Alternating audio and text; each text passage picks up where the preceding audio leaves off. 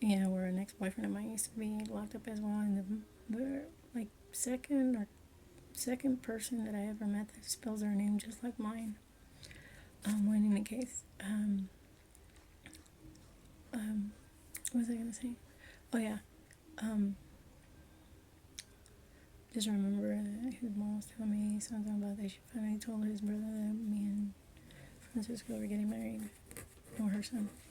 And then I was like, well, really? What did he say? Like they were already anticipating that for some reason. It just kind of seemed odd, now that I look back at it. But I was just happy because I was actually getting married to build a life with someone.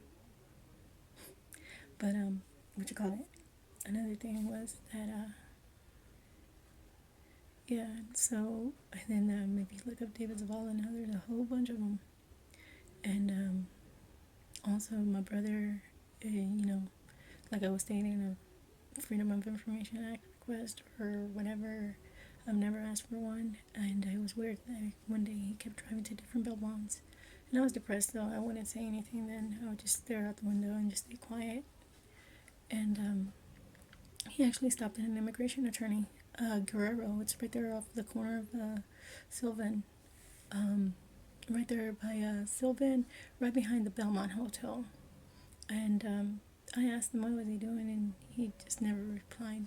He never talked to me.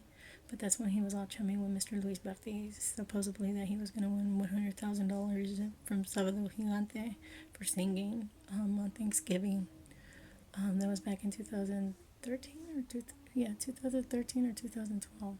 No, 2013 because we were already married.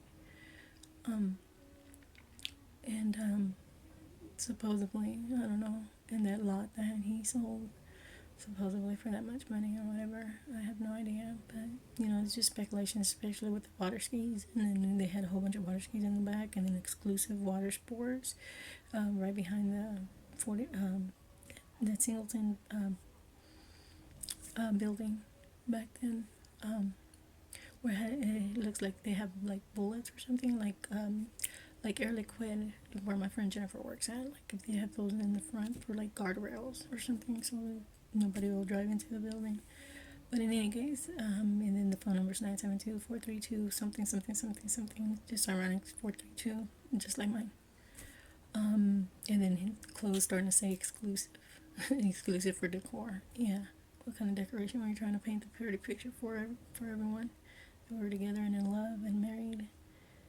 Like I said, marriage, I believe, because of that, his actions, he married for benefits. So that's a fraudulent marriage. So automatically, everything comes to me if there's anything. And he gets zero. It's kind of like immigration fraud when people marry people from different countries just to benefit the papers.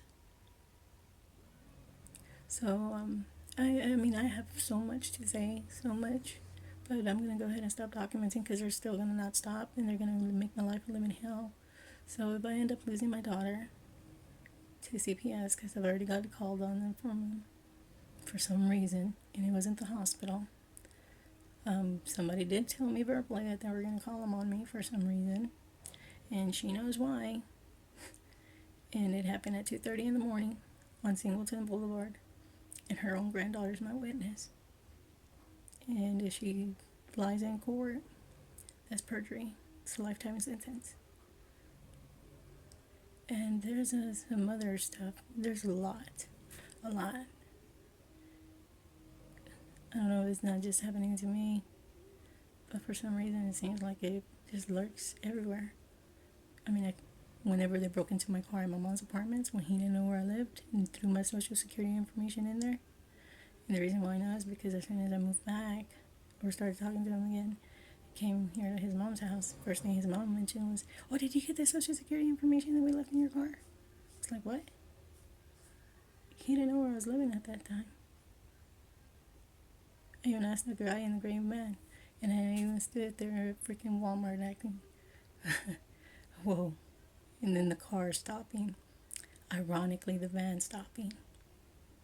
Ironically, the way he did my blazer at Walmart with the transmission. He's not stupid. He's a smart guy. He's Mr. Gangster Scientific. Yeah, but he just looks up things on different people's accounts, so we won't go back on him. Kind of like mine. So, Mr. The van not working and is parked outside. Thank you for taking me to go see my daughter. And she better be good. Nothing better happen to her. Nothing better happened to my mom since Jaime visiting Cervantes or something on the fourth floor, but coming out of her apartment when I went to go try to report it to the police and they said no. Then I tried to go to the office whenever I found the Playboy bunny and the furniture Dollar Tree orange furniture polish. I went to Zora and Xavier at her apartments and explained it to them, and I didn't want her to worry, but they refused to call the police. You know, it was a yellow Playboy hand wash towel, freshly used on her furniture. Then the telephone interface thing, the telco telephone interface thing. Then all of a sudden, electric plugs inside of her closet, and then water coming out of her electric sockets. On my uncle's funeral that I had to call her back from, which I didn't go for the fact being that he stole my dad something when my dad got locked up. That really hurt me. And I love my dad. So that's why I didn't go. And then planning stuff on my car. Yeah, you look, see? They didn't really want y'all to hear that. But planning illegal substances in my car in a Whataburger pie thing with money. Having the chicken scratch truck follow me to my mom's apartments. The U-Haul truck hitting the electric pole, acting like y'all were calling the cops on me. After I seen the little boy run from my car, from the woods, and somebody picking him up in a U-Haul truck with no license plates. And when I was asking for the license plates, they acted like if they were going to call the cops because they thought I was going to, since supposedly, it seemed so ironic, since my outtake with the police at that time, since I was considered mentally ill, I was scared to go to the law enforcement because it was always on their side and I would always go to jail or they just wouldn't assist me.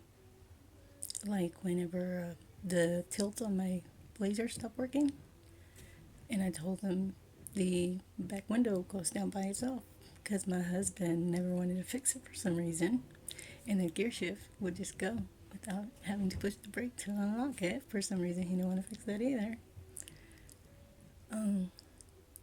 Yeah, and there's just a lot, you know, where they didn't even want to take the fingerprints, or after I asked, can you take fingerprints, because somebody broke the tilt on my car, on the steering column.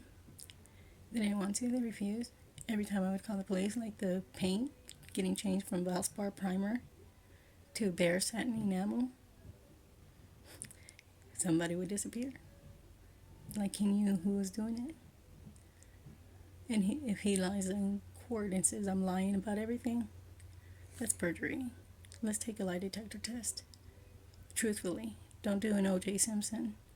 Don't get a Kardashian, Cochran, and Shapiro. Because I do not have the funds to have a lawyer like Katie Holmes against Tom Cruise in their divorce.